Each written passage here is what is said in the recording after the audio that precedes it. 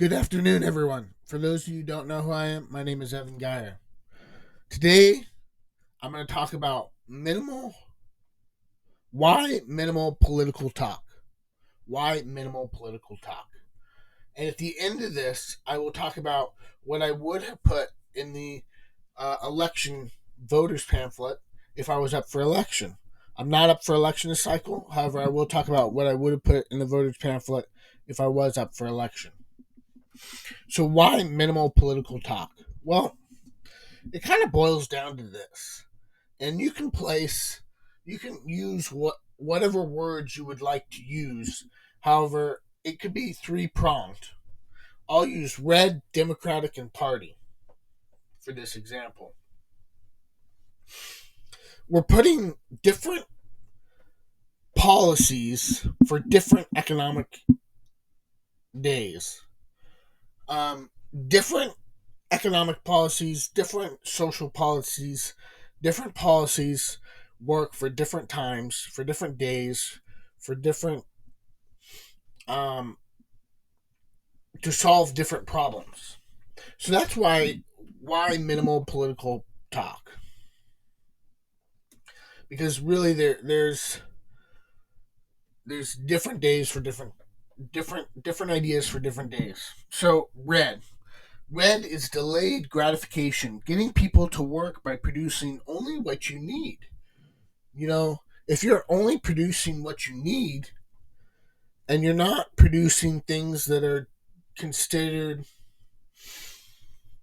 extra, considered non-essential, um, then you're going to have a more efficient economy. So you do this when the future looks tough, and we cut back on things like decorations and silly toys, making people buy things because they feel bad or pressured politically. White elephant gifts, kind of go away.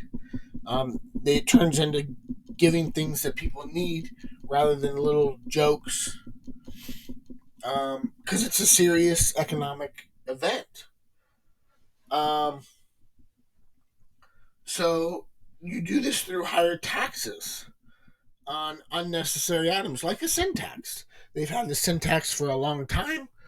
Smoking cigarettes, chewing tobacco, those types of things are maybe addicting, however, they're unnecessary. And so if you tax them, they're going to be consumed less, and you're going to get more of what you need and less of what you don't need. So here people are working to save for the future and they're paying IOUs. Well, if you're paying IOUs, then you've got to produce more than you consume. If you're saving for the future, you've got to produce more than you consume. And so that's the red.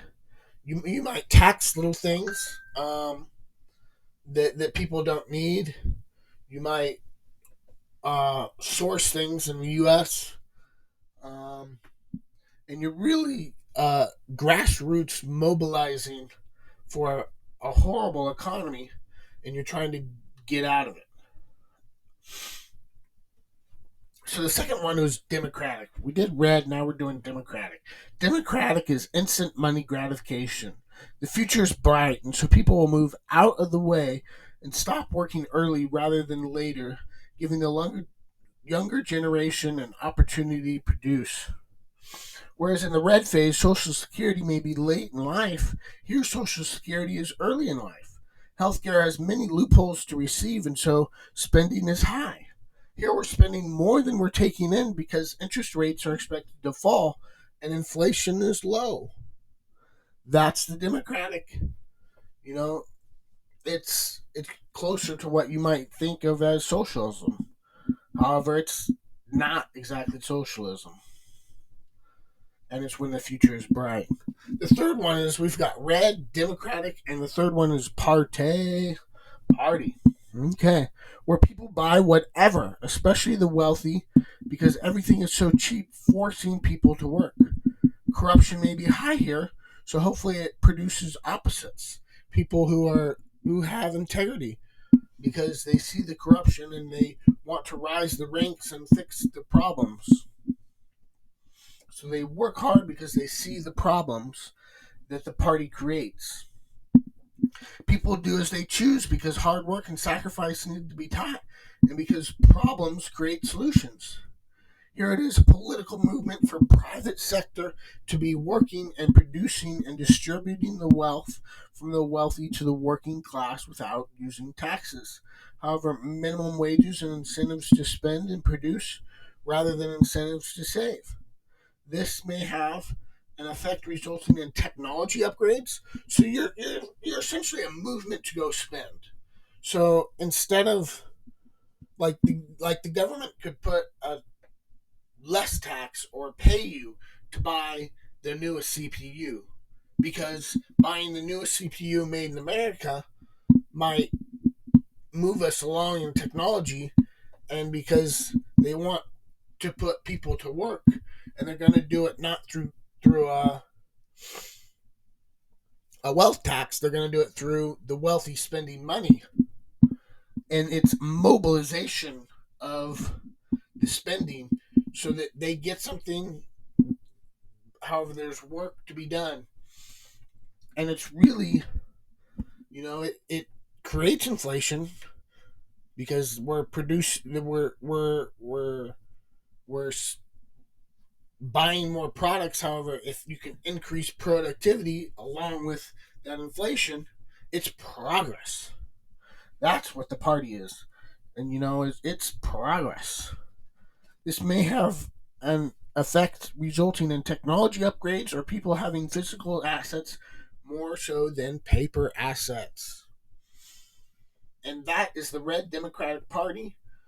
There's some of that I left out. Um, However, in general, there's different phases for different times.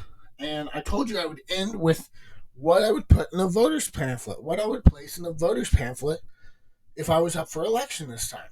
Well, I would place the same thing that I placed in 2020 and the same thing that I placed in 2022. It's late April, and the voter pamphlet will be out in May of 2024. I'm not on the ballot. However, I would put oil and gas companies. Most of them are to outperform the market, and that's what I would just continue with the same message that oil and gas companies are to outperform the market, and that's what people should be investing in. Alrighty, I will talk to you later, and see ya.